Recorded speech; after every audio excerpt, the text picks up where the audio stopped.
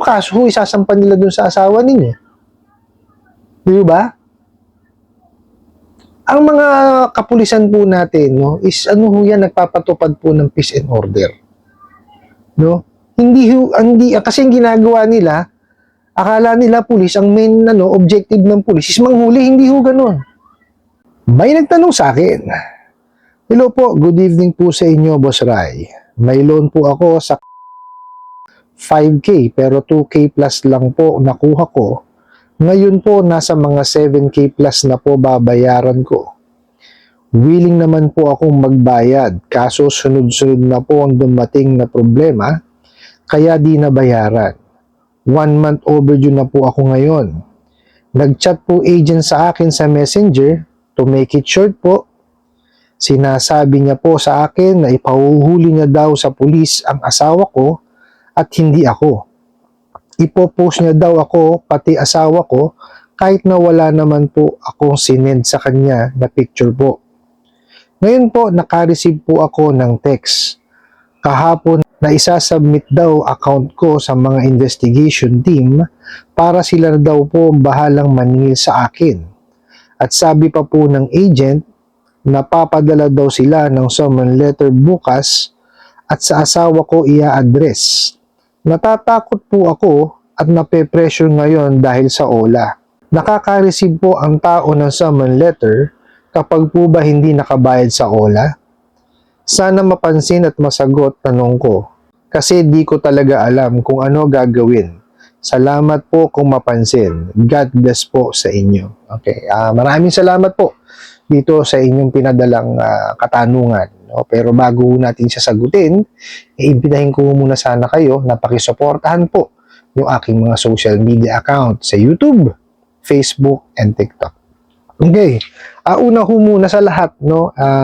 Sana po matapos na po yung sinasabi ninyong mga dumarating na sunod-sunod na problema ho sa inyo. No? Pinakamainam ho yan is samahan niyo po siya ng dasal. No? Napaka-effective po niyan. No? Take it from me. No? Totoo po yan. No? Ipagdasal niyo po at sigurado yan, matatapos ho yan. Okay? So, sagutin ho natin yung inyong katanungan. No? Ang sabi niyo ho, may nag-chat sa inyo, no, doon sa inyong messenger. Okay. Yun muna i-address natin, yung pag-chat sa messenger nyo. No? So, ibig sabihin ho niyan, no, nahack nga ho yung inyong telepono kasi nalaman nila yung nyo, yung account nyo sa messenger siguro kaya ginawa yun kasi hindi na nga ho kayo sumasagot. So, malamang ho, naharas na ho kayo nitong mga to, no, or tinawagan kayo ng tinawagan, no? At kinulit kayo ng kinulit at pinressure kayo ng pinressure, no? At kung ano-ano na siguro sinabi sa inyo sa telepono, kaya hindi niyo sinagot. At dun kayo sa messenger tinawagan. Okay? Or message. Tapos, ang sinasabi po nila is ipahuhuli daw po ang inyong asawa. Para saan po? Anong dahilan para ipahuhuli yung nila? Di po ba? Kasi ito, na nagtataka ko dito sa mga OLA agent ko na to, no, na lagi ho nilang pinananakot na ipapahuli kita sa pulis. Kasi bago ho kayo makapagpahuli, no, sa mga pulis, is dapat ho yan, meron muna yung complaint, okay? Or, may napatunayan na ho, or meron naglabas na ho ng desisyon, no, sa husgado o kahit na sabihin natin sa barangay, no? Paano mangyayari yun? Hindi naman ho tumutungtong sa barangay yan. Hindi rin ho tutungtong sa korte ang mga yan. O di ho ba? Tsaka anong kaso ho isasampan nila dun sa asawa ninyo? Di ho ba? Ang mga kapulisan po natin, no, is ho yan, nagpapatupad po ng peace and order. No? Hindi kasi yung ginagawa nila, akala nila pulis, ang main objective ng pulis is manghuli, hindi ho ganun. No? Ang ating mga kapulisan po, ang trabaho po niyan mainly is to give peace and order po, no, sa community. Kaya nga po ang slogan ng mga kapulisan po natin is to serve and to protect. O di po ba? Ay bakit ho manghuhuli ng sibilyan? Di po ba maling-mali? Oh, so, ang ginagawa nila, pinapasok nila sa isip ng mga tao, ang mga pulis, no, ang mga kapulisan po natin is, yun ang trabaho, manghuli ng manghuli, hindi yun. No? Ibahin niyo ho ang mindset nyo sa ating mga kapulisan, no? Sila ho, no, is, nagbibigay ng protection po sa taong bayan. No, peace and order po, no, ang ginagawa niyang mga yan. No? Huwag ho nilang gawin panakot yung panghuhuli, huli. Hindi ho sila manghuhuli kung wala hong dahilan. Ano ang dahilan nila? O, di ho ba? So, hindi ho nila pwedeng gawin yun. Okay.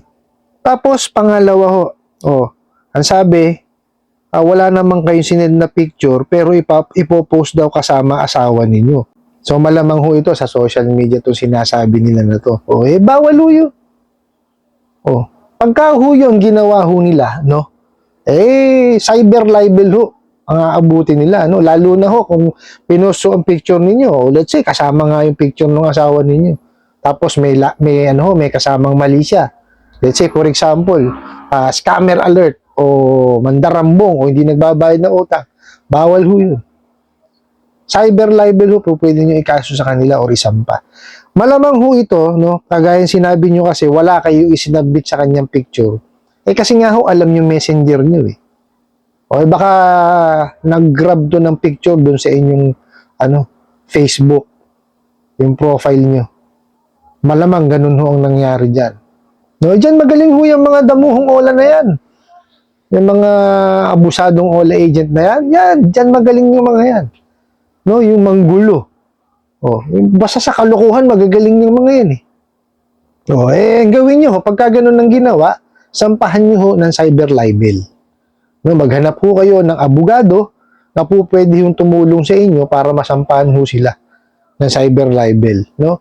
Pwede ho kayo sa pribadong abogado. Ngayon, kung wala naman ho pa tayong pang bayad sa pribado, pwede naman ho tayong pumunta sa PAW. Ganun din naman ho, tutulungan din naman ho nila kayo doon. Pasensya na ako kayo maingay. Parang nag-aaway ho yata sa labas. Hayaan na ho natin sila. Okay? Tapos, meron pa ho sila na sinasabi na isasubmit sa investigation team ang account para sila na ang maningil. Ano ho yung investigation team? Wala hong such thing as investigation. Siguro, investigation team nila.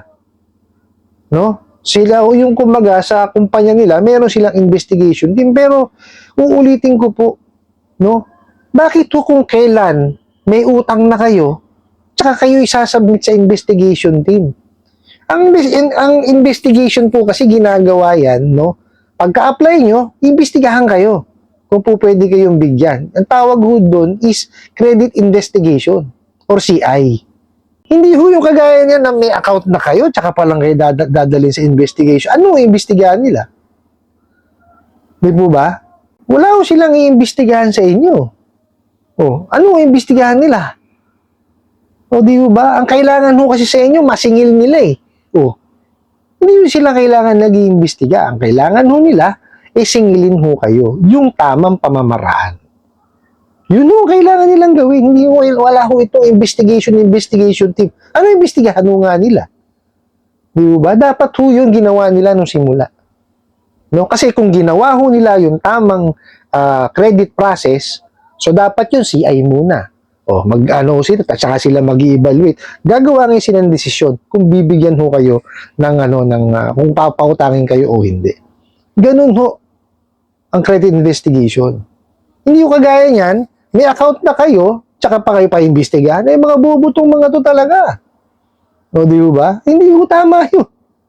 Tsaka huwag kayo matakot sa investigation team, no? Mariusip. Kung ano-ano sinasabi nila para ho kayo takutin eh. Di ba? Huwag kayo papatakot.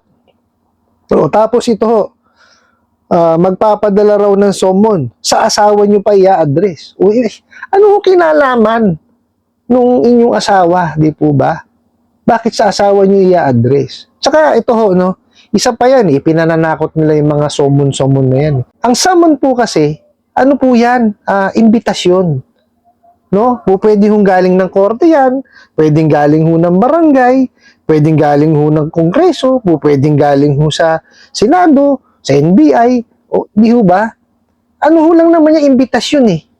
O, pagka inimbitahan ho kayo, puntahan nyo, wala akong problema. Di ho ba? Pero dapat ho sa inyo naka-address, hindi ho doon sa asawa nyo. Kasi kayo ho mayroong nahiram sa kanila eh. Di ho ba? So, ang ginagawa ko kasi nila, ginagawa nilang leverage yung asawa nyo. No? Tinatakot nila kayo. Which is mali. Pasensya na ho talaga kayo. Maingay, no? Tabing kalsada lang ho kasi itong kwarto ko eh. Ano po? No? Nasaan na ba tayo? So yun, no? Huwag ho kayong matakot sa ganun kasi ginagawa nga hong leverage yung asawa ninyo. Which is hindi tama. Di ho ba? Kung magpapadala ho sila ng summon, sa inyo po dapat nakapangalan. Di po ba? Kasi kayo po, ang may nahiram sa kanila eh. Wala akong kinalaman yung asawa nyo dun.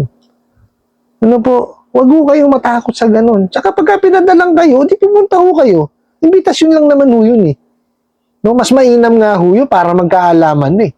Makilala nyo sila eh. O, di sagutin nyo. Sige, padala nyo. No, pero sa akin nyo i-address. Hindi sa asawa ko, wala ka mo kinalaman yung asawa ko dito. Oh, utang ko ka mo to. Do sa akin nyo ibigay sa yung imbitasyon. Oh, para magkanon tayo ka mo, magkakilala na tayo. Di ba? Huwag niyo paniwalaan yung mga hindi yung magpapadala ng ng soap. Kasi hindi naman pupunta yung mga yan eh. Oh, ang gagawin lang ho niyan talaga, pananakot ho sa inyo na padadala sila ng summon, o di ho ba? Hindi naman sila dapat nagpapadala nun. O, meron hong tamang tao ang dapat nagpapadala ng summon. O, pagka ho sa korte, dapat yan yung sheriff. O, pagka ho sa barangay, yung kanila hong tagapamagitan ho ba tawag nila doon, okay? Tapos pagka ho sa kongreso o sa senate, sergeant at arms. O, tapos pagka ho sa sa NBI, yung kanila hong mga agent. Ganun ho yun. O, hindi ho sila ang magpapadala. May mga tamang tao po ang dapat nagpapadala nun. O, tsaka hindi ho basta-basta pinadadala yan kung saan-saan. Hindi ho pinapadala sa sa email o sa SMS. O maski ho sa mga messaging apps na yan. O, dapat ho yan, inaabot sa inyo. So, pag nagawa ho nila yun, inabot, yun, na ho yun, pagkakataon nyo na makilala nyo ho yung mga bugok na ola na yan. O, di ba? Dalhin nyo ho yung cellphone nyo, para ho, for example, summon sa barangay, for the sake of argument lang ho ito, ha. Let's say, sa barangay ginanap yung barangay conciliation proceedings, makikita nila yung hinahanap nila. Pakita nyo lang lahat yung mga harassment nila. Todas na sila dun sa barangay. Di ho ba? Hindi, kaya nga ho ako, sasabihin ko sa inyo, no? Hindi ho tutungtong ng korte ang mga yan. Huwag ho kayong maniwala sa mga pananakot nila ng mga yan. Yung magpapadala ho ng pulis, papadala ng summon, yung pagpo-post ho sa social media, totoo yun, ginagawa ho nila yun. Pero pag ginawa ho nila sa inyo, no, hindi man lang yun ho na cyber libel. Ang cyber libel ho, isa criminal case yan. May kulong yan. Bukod sa kulong ho, may danyos yan. Okay? So, maghahanap po kayo ng abogado para doon. Okay? Ngayon, ang maipapayo ko sa inyo, no, is, makalmahin nyo sarili ninyo. Kung alisin nyo yung isipin nyo dyan sa mga damuang ola na yan, no, maghanap buhay ho kayo ng maayos, no? Concentrate kayo doon sa trabaho ninyo para makapag-provide ho kayo, no, ng maayos sa inyong pamilya. Tapos, paunti-unti ho magtabi kayo. Di ba? Well, let's say, targetin nyo sa loob ng itong buwan na to, dapat mabayaran ko. Ipunin nyo. Divide nyo lang kung magkano yung Gawin nyo, total, naharas na kayo. No? Kung magkano lang yung dapat yung bayaran, yung amount due, yun lang ho ang bayaran po ninyo. Ibig sabihin, yun yung principal tsaka interest. Yun lang ho ang bayaran ninyo. Huwag nyo na hong isipin yung mga penalty nila o kung ano-anong charges pa. Oh, yun lang ho pag-ipunan ninyo. Oh, tapos bayaran nyo ho sila. Tapos na ho. Tabi nyo ho yung resibo ninyo. Pagka nabayaran nyo na siya, no? Magpalit na kayo ng SIM card.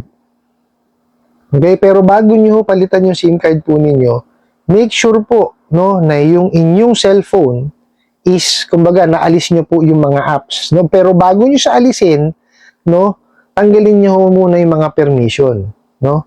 Pero pinakamainam ho niyan, i-reformat nyo, no? Or magpalit kayo ng bagong cellphone. Kasi ho, hindi ho yung SIM card ang nahack nila. Ang nahack ho kasi nila is yung inyong telepono, no?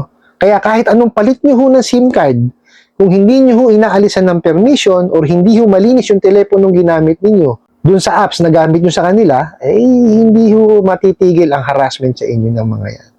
Bayad na nga kayo, no? Kukulitin pa rin kayo ng kukulitin yung mga yan. Eh wala naman kasing ibang alam yung mga bugok na yan, kundi ganun lang. Mangharas, manakot, o di ba? At yung shaming.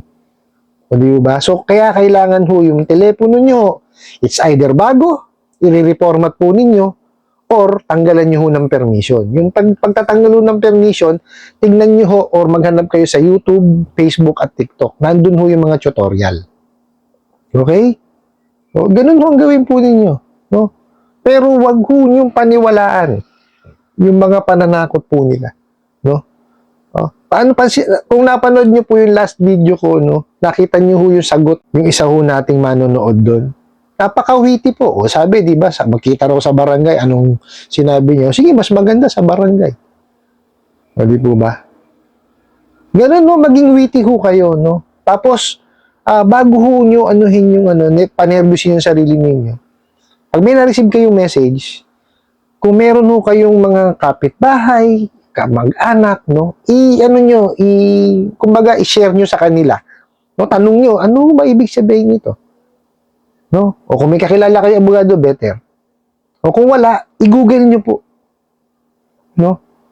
Hindi ho yung, kumbaga, ilulugmok nyo yung sarili ninyo. No? Kailangan ho, tulungan nyo po ang inyong sarili. No? Kasi ho, walang ibang tutulong ho sa atin, kundi sarili natin at yung mga mahal ho natin sa buhay. Huwag ho natin sasarilinin yan. Kasi ho, pag inabot po tayo, no, ng depression at saka ng anxiety, naku po, napakahirap pong kalaban yan. Napakahirap pong kalaban. No? Hindi yan basta-basta. No? Take it from me, alam ko po yan dahil nga po sa anak ko. No? So, kayo po ang kailangan po ninyo is ipakalmahin yung sarili ninyo at huwag niyo pansinin yung mga mensahe ng mga bugok na online lending apps na yan. No? Inaabuso lang ho kayo niya. Kinokontrol ho isip niyo. Tinotorture ho isip niyo yung mga bugok na yan. No? Kaya, huwag niyo ho silang pansinin. No? Gawin niyo po, kung kaya niyo bayaran agad, bayaran niyo ho agad. No? Tapos, huwag niyo na ho silang tangkilikin.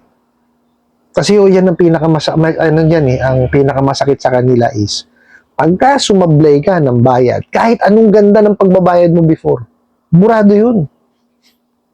Kasi hindi marunong makinig yung mga yan. Kasi nga, hindi ho marunong maningil. Walang training, no? Walang alam sa batas. O, anong mangyayari sa buhay nila niyan? Diba? Tsaka lahat scripted. O, pag nawala sa script, ano gagawin sa inyo? Sisigawan kayo, mumurahin kayo. Ganun ang alam lang yan. O, diba?